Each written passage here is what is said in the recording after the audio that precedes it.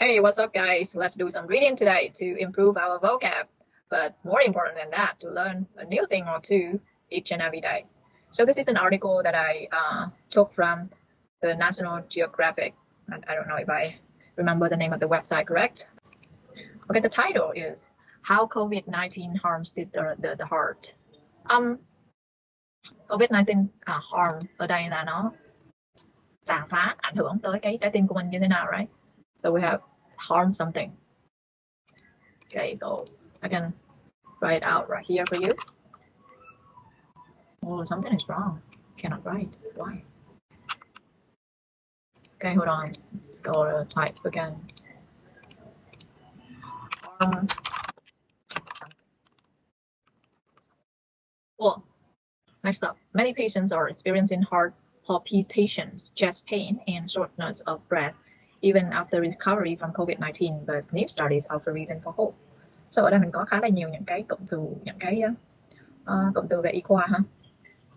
Có thể mình không cần phải biết đến, nhưng mà mình thích thì mình biết thôi. Mình có cái cụm heart palpitation. Hold on, let me go copy the IPA for you. Alright, wow, ở đây thì mình có chữ heart là một cái chữ rất là quen thuộc, right? Heart palpitations. Này là tình trạng tim đập nhanh. I don't know what it is exactly in Vietnamese. Từ chuyên ngành tiếng Việt là gì ha? Nhưng mà tiếng Anh thì là đại loại là như thế. Ở đây mình có chest pain.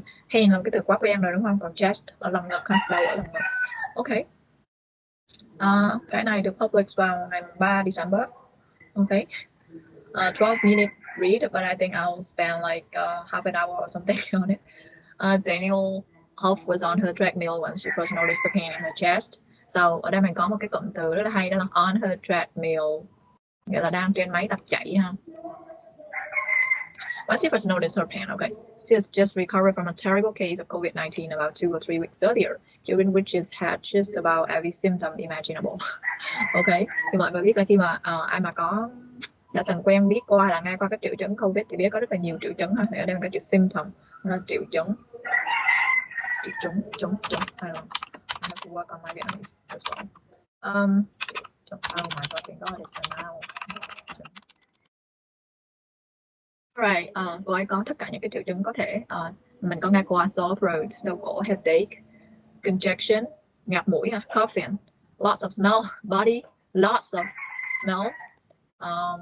Ở đây tiếng Việt mình hay gọi là mất con vị giác đấy. Body aches, a mild case of pink eye, and a constant heaviness in her chest, like there was a bowling ball weighing it down. Okay, but this feeling in her chest was different. It was sharper pain that came on suddenly. Nhưng mà cái cảm giác trong cái lồng ngực thì rất là khác ha. Huff, an Illinois school administrator in her 30s, khi mà mình bảo ai đó mà in their 30s, có nghĩa là họ đang ở tầm 30 tuổi, 31, 32, 33, 34, 35, 30 đó, nói chung là có số 3. Okay, for example, I can say that I'm in my 30s as well. Has our family's real heart issues. Có gia đình hay có người mắc bệnh tim ha. And she worried that it might signal something serious, although she tried to live a healthy lifestyle. Ở đây là một cái cụm, khi mà mình học từ vựng mình học theo cụm ha. Mình có là live a healthy lifestyle, là muốn có một cái lối sống lành mạnh, khỏe mạnh. Thì có một cái cụm cũng tương tự như vậy nữa, người ta dùng chữ lead ha, lead a healthy or a happy lifestyle. Okay. Doing yoga or walking every day, she soon found herself too frightened to exercise. Frightened ở đây là sợ hãi ha, quá sợ, cảm giác là sợ và không có tập thể dục nữa. It's got to the point where I just couldn't. She says I was scared of the chest pain because I didn't know what it was. Ultimately, her doctor referred her to a cardiologist, một cái bác sĩ tim mạch ha, who specialize in treating patients who have recovered from COVID-19 but still experience cardiac symptoms. Những cái symptom biết rồi ha. Cardiac là cái gì đó liên quan đến tim. Okay, ở đây mình có cardiologist, cardiac. Okay, from the earliest months of the pandemic, scientists have suspected that the COVID-19 is not just a disease of the lungs, phổi, but also a disease of the heart and blood vessels. Đây mình có blood vessels, mạch máu. Blood vessel thì nó có rất là nhiều nghĩa, ví dụ như bình thường nó sẽ có nghĩa là cái tàu, nhưng mà blood vessels thì nó có nghĩa là mạch máu ha. We realized very very early that clotting was playing a major role. Clotting là cái tình trạng đông máu ha. Even in March 2020, physicians were seeing unexpected high rates of blood clots in our patients, leading to a rise in heart attacks and strokes. Okay, heart attacks. You probably already know. Strokes là đột quỵ đó. So review masses of tiny blood clots in places where doctors don't normally see them, such as the liver and the kidneys. The liver là gan ha. Nãy mình có lên là phổi nè, những cái bộ phận trên cơ thể nó khá là, mấy bộ phận này thì nó quen ha. Phổi. Đây là mình có gan, đây là mình có thận. Okay. Now it has become clear that COVID-19's cardiovascular damage doesn't resolve as soon as patient recovers from the initial infection. For some patients, MRI scans show signs of inflammation months after clearing the virus. Nó sau nhiều tháng mà kêu là mình xét nghiệm mình thấy là âm tính rồi nhưng mà vẫn có inflammation, nó vẫn có nhiễm khuẩn, nhiễm trùng ở đây ha. Others continue to have elevated levels of troponin. Troponin này thì không biết, người ta đã giải thích là a chemical that's released into the blood whenever there's a damage to the heart muscle. Đây mình có chữ muscle là cơ ha, mình có là heart muscle, cơ tim. Okay. Oddly, ở đây có chữ odd. Odd này thì nó trong trường hợp này nó đồng nghĩa với chữ strangely, một cách kỳ lạ ha, nó là weirdly. Hope took a battery of heart-related tests and the result came back normal. Still, she found herself so short of breath. Đây là thở dốc, khó thở đó. She had to step out of a yoga class and couldn't walk across her school building without needing to sit down. And after a month after she recovered from COVID-19, she began feeling random heart palpitations. Đây cộng đầu bài mình học không? Có còn nhớ không? Không nhớ thì quay lại video nhé. Adding to the mystery, some people also had only mild or even asymptomatic cases of COVID-19. So ở đây mình có là mild, những cái ca COVID-19 mà có triệu chứng nhẹ ha, mild, hoặc là even asymptomatic. Thì mình có cái now của nó là chữ symptom. Okay. So tính từ thì người ta thêm chữ adjective symptomatic và chữ a. Đâu một cái từ mà có chữ a thì thường là nó là phủ định ha, có asymptomatic. Okay. Hay là ví dụ một cái chữ khá là quen thuộc, ví dụ chữ normal. Normal là bình thường đúng không? Thì mình có một cái tính từ của nó là abnormal. Okay. Hoặc là một cái từ tương tự như vậy mình có anomalous. Thường, khác thường ha. Từ này cũng là adjective. Ok, những cái triệu chứng như ban đầu có liệt kê, có một cái triệu chứng mới ở đây là extreme fatigue, mệt, rãi vùng, mệt. Scientists are still baffled about what's causing them. Ở đây có cái chữ baffled, cái chữ rất là hay. Thì trong trường hợp này nó có thể bằng nghĩa với ví dụ như là confused, là puzzle, confused, puzzled. Còn không biết thế nào. Melon. To me, there's no question these individuals are suffering real symptoms. Bác này bảo như thế. The question is there some injury to the heart that's leading to symptoms that we are not seeing? Đấy, có cái injury nào đến cái heart mà nó có tạo ra mấy cái triệu chứng mà chúng bác sĩ không có nhìn thấy trong cái giai đoạn bị hay không? Injury. Nhưng mà một nha mọi người. That's a reason for hope. Researchers have made strides toward understanding how to prevent COVID-19. Sau đây mình có một cái cụm rất là hay luôn, đó là make strides. Thì nó có nghĩa là make progress hay là make improvement. Cái sự tiến bộ, cái bước đột phá gì đó. Rồi heart and blood vessels. Blood vessels là nãy có học rồi, nhưng bạn nào không nhớ quay lại video. Meanwhile, physicians are learning more every day about how to treat long COVID symptoms, and rigorous investigations are underway to help shed light on why they occur. Ở đây mình có rất là nhiều những cái cách diễn đạt hay luôn, ví dụ như là be underway là đang trên đà phát triển, đang diễn ra thì mình nói là underway. Ok. Ở sau mình có là shed light on something. Khi mà người ta shed light on cái gì đó thì có nghĩa là tìm find out more information about it, tìm ra nhiều thông tin hơn về cái đó. Tiếp theo, how COVID-19 attacks the cardiovascular system. Physicians quickly learned that the use of blood thinners, which help keep blood from clotting. Okay, so đây mình có là cái chất làm chống đông máu. Thin là thin bình thường phải ốm đúng không? Thinner làm cho nó ốm đi, làm cho nó mỏng đi, whatever, I don't know. Right. Improved the chances of survival for moderately ill COVID-19 patients. Ở đây mình có chữ ill là bệnh đúng không? Rồi xong rồi bệnh thì nó giống như là sick đúng không? Xong rồi mình có cái chữ moderately. Moderate, cái gì mà nó moderate là nó bình thường, nó vừa phải, nó không quá seriously. But Berger says it also became clear that there was more to the deadly blood clotting than what they could treat with these anticoagulant therapies alone. 1 in 4 patients were still dying or requiring organ support. Okay, có cái chữ là organ support. Organ, cơ quan trong cơ thể ha, sự hỗ trợ các cơ quan đó, các cơ quan đó function không được, là bị một cái trạng thái gì đó In the last 5 to 10 years, scientists have begun to understand that platelets plays a role in promoting unwanted clotting and inflammation in other diseases such as HIV, psoriasis, lupus, and rheumatoid arthritis. Đây là mấy cái bệnh khá là đây, HIV mọi người đều đã biết rồi đúng không? Psoriasis. Let me go copy the IDA for you. Psoriasis. Okay. Psoriasis. Oh gosh. Psoriasis. I'm sorry. It's red psoriasis, not psoriasis. Okay. And that's a very important lesson for you.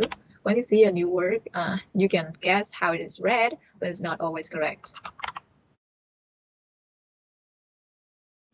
Khi mà các bạn thấy một cái từ mới thì các bạn có thể đoán xem là cái từ đó nó được đọc như thế nào.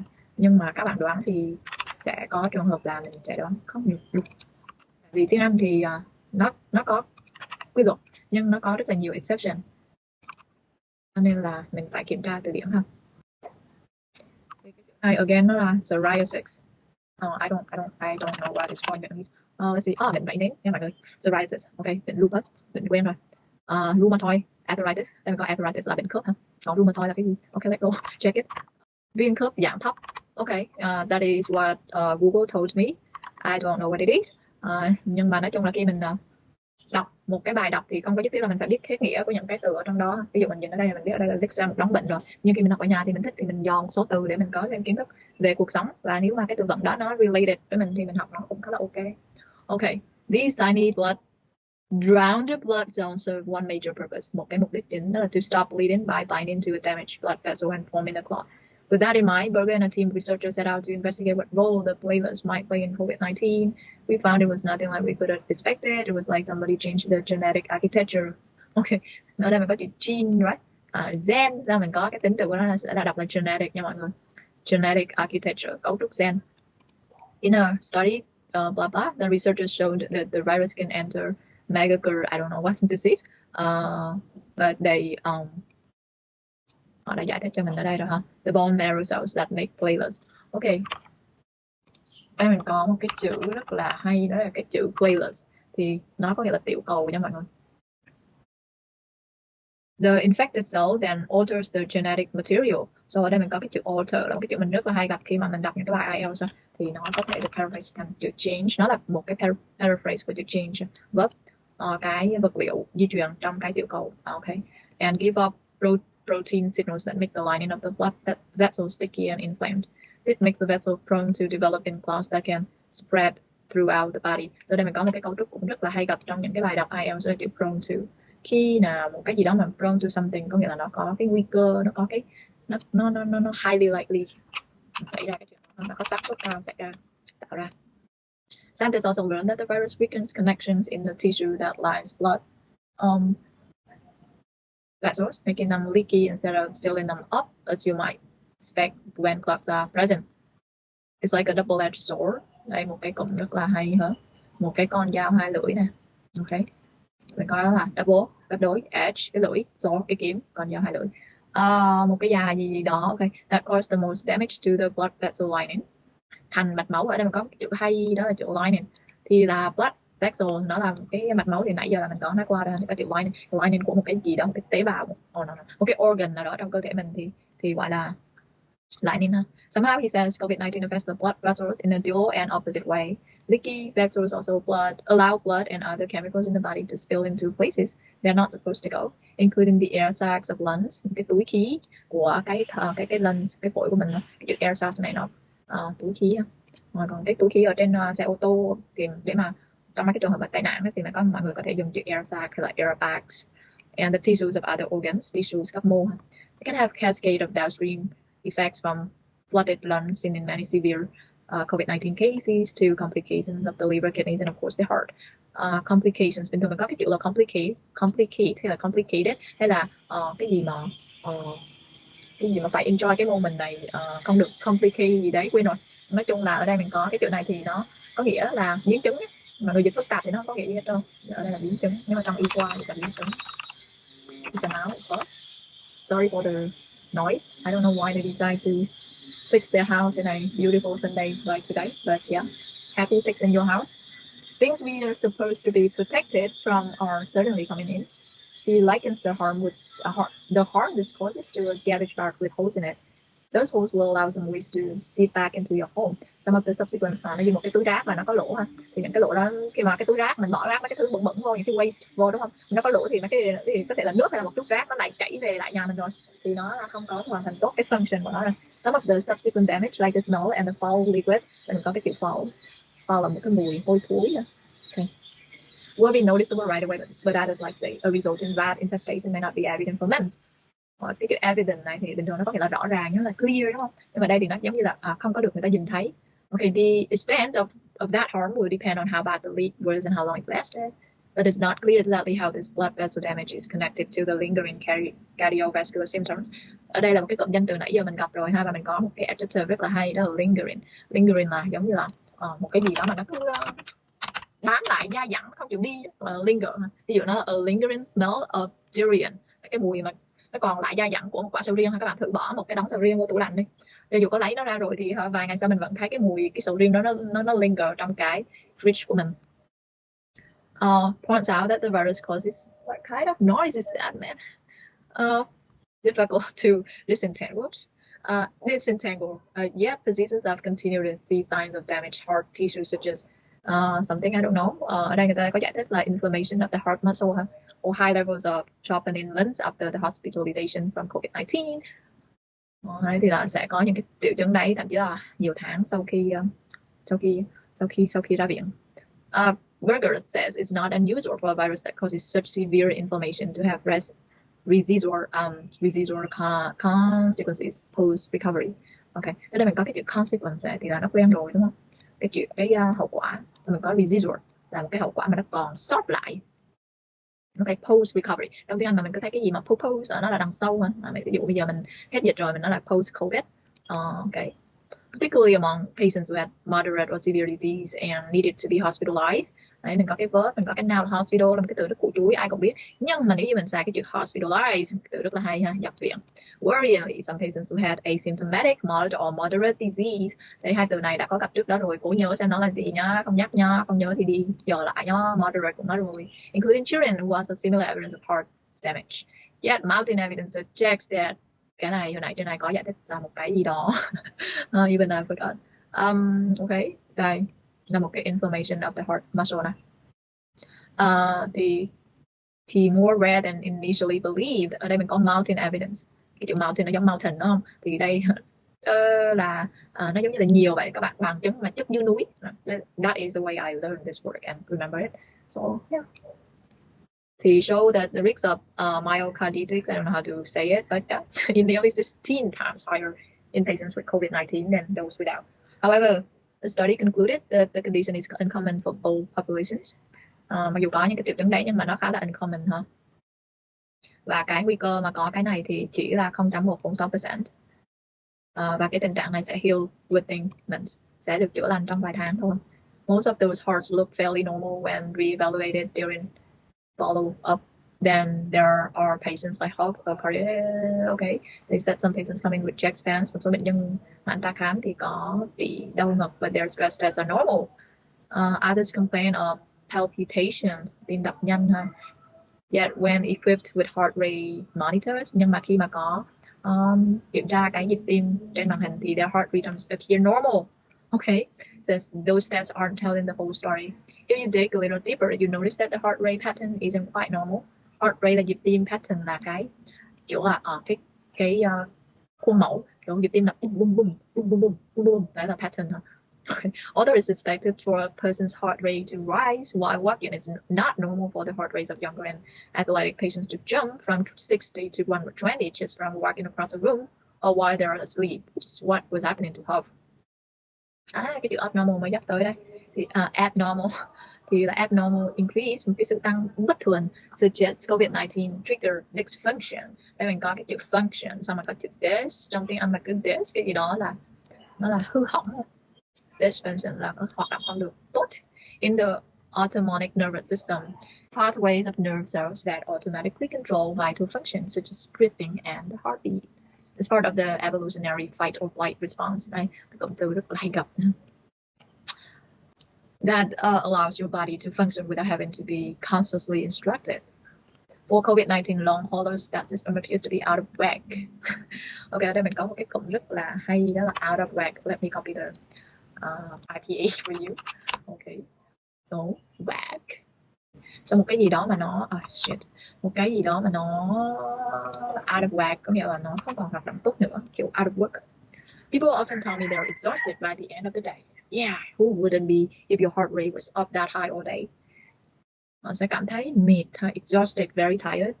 It's like you've been running all day. Cảm giác như là mình chạy cả ngày, rất là mệt luôn. Scientists have yet to understand how COVID-19 might be causing this type of dysfunction, as it would be the result of body excessive inflammatory response to the virus. Nó có thể là một cái kết quả của cái phản ứng chống lại cái sự nhiễm trùng của cơ thể. Or perhaps it could even be related to sex hormones, liên quan đến sex hormones. Since women are more likely than men to become COVID-19 long haulers. Ở đây mình có một cái chữ long hauler, cái chữ khá là hay.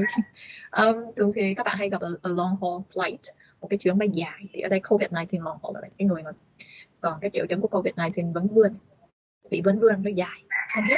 Either way, the inability to name the syndrome makes it challenging to get insurance companies to cover treatments. Và thường thì là ở đây mình có một cái chữ insurance companies, những cái công ty bảo hiểm.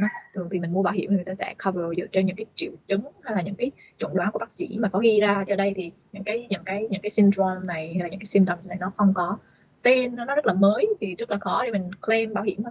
And it will feel that symptoms are not being taken seriously. Ở đây mình có cái cụm là take something seriously, tức là xem cái chuyện gì đó là chuyện nghiêm trọng không. It's unbelievably frustrating for patients who suffer from this because they don't get answers. Những cái bệnh nhân mà mắc những cái triệu chứng này thì thường là sẽ rất là frustrated, họ rất là bực mình bởi vì là họ không có được cái câu trả lời chính xác cho cái tình trạng của họ. To some extent, validating that this is real is the first step. This is real illness and we just don't understand it yet. Okay, reasons for hope. Vì như thế nhưng mà vẫn có lý do để hy vọng. Researchers are making progress on finding treatments that could reduce the severity. Đây mình có chữ severity. Cái adjective của nó, cái từ mình rất là quen đó, cái severe, nghiêm trọng đúng không? Oh my god, severe. Và now của nó mới là severity nha mọi người. Để chúng tôi đi copy cái severity. Oh my god, severity, sự nghiêm trọng. Ok, và ở đây cho mọi người đỡ cái dòng là cái chữ đó đọc như thế. Okay, they'll ultimately improve care, cardiovascular outcomes, broken esteem, or studying drugs that target their platelets to prevent them from activating or causing clotting. Cái chữ platelet này mình có đọc sai không đấy? Mình phải đi check nè. Oh, good job, amazing, là vẫn đọc đúng, thank you. Meanwhile, Miles and his team have identified the 5 virus proteins that cause the most harm to the blood vessel lining. Có 5 cái loại protein virus mà có hại nhất tới cái thành mạch máu. They are testing a model that will allow researchers to identify the proteins that inflict the damage to other parts of the body. Đây chữ identity nó dùng tương đối là lạ ha. Bình thường cái chỗ đó mình sẽ phải dùng là identify. Identity thì nó thường phải là một cái noun. Trong từ điển thì cũng không thấy nó list là một cái verb, thì có thể chỗ đó là người ta đang viết sai cho nên nó là identify. Identity. Ok, xem một cái từ điển Colin xem thử nó có list cái này như là một verb không nào. So we say it's a noun. It's also a noun. A noun. Ok, có thể chỗ này người ta nhầm lẫn ha. Thì ở đây có thể là identify, I don't know, or maybe cái từ này đã được phát triển và nó có một cái cách dùng mới. Nhưng mà nếu như ở đây mình dùng identify thì safe, rất là an toàn. This molecular understanding will help to develop drugs that can block the specific proteins from attacking the blood vessels and vessels and causing critical illness. It's amazing to see how fast we've been able to adapt and answer fundamental questions. Có thể adapt là gì? Thích nghi và trả lời những cái câu hỏi cơ bản. The speed of science is dramatically improved. Cái tốc độ phát triển của khoa học thì đã được cải thiện rất là dramatically, significantly đó mọi người. He acknowledges that none of these potential drugs that would prevent the platelets from clotting and block the virus proteins from attacking blood vessels will. Oh my god. To do that, scientists ultimately need to figure out what's behind their strange constellation of symptoms. Đây mình có cái chữ ultimately, đó là ultimately, chẳng phải là ultimately. Okay, hold on, let me copy the IPA for you. Sorry, I cannot type it out. I have to go to a dictionary and I have to copy it.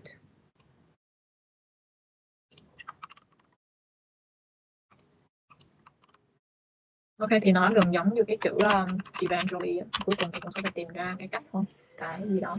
Early this year, that will support large-scale studies of long COVID-19 in children and adults. So, okay, không quan trọng, not important. There's also anecdotal evidence about that long COVID can resolve over time.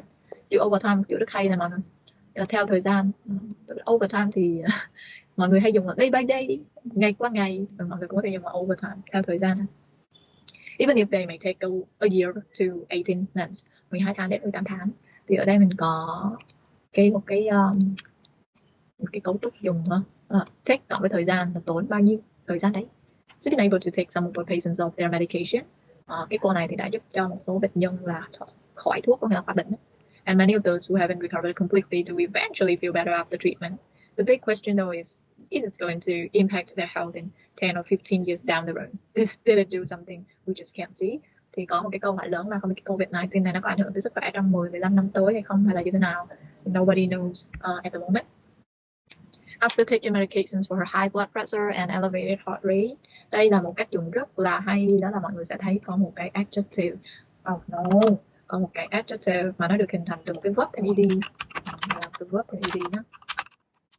Nào, đó, đấy. Thì mình có cái này dùng được trong rất là nhiều tình huống, một cái elevated gì đó. The palpitation and shortness have dissipated. Intriguingly enough, ở đây mình có cái chữ intriguingly, nó giống như là chữ interestingly á. Cái chữ này mọi người đọc là intriguing, thường mọi người sẽ đọc là intrigue in thì cái gì đó lại gọi như vậy, nó gọi là intriguing. Okay, let me copy the IPA for you. Đây mọi người sẽ nhìn cái phiên âm của nó, thì nó sẽ được đọc là intriguing. Chữ trí và chữ gin nghe lý, intriguingly. So did the frequent migraines that since he was 13, migraines đâu nữa đâu. She's still too afraid of the chest pain to go back to exercise, but she's hopeful for the answers that ongoing research and open communication between doctors and their patients may yield as they learn together about the long-term implications of COVID-19. Là cái implication ở đây nó cũng có thể hiểu là cái consequence ra, một cái ảnh hưởng của COVID-19. Ok, thôi hôm nay chúng ta đọc tới đấy thôi, đọc mỏi miệng quá. See you tomorrow, maybe.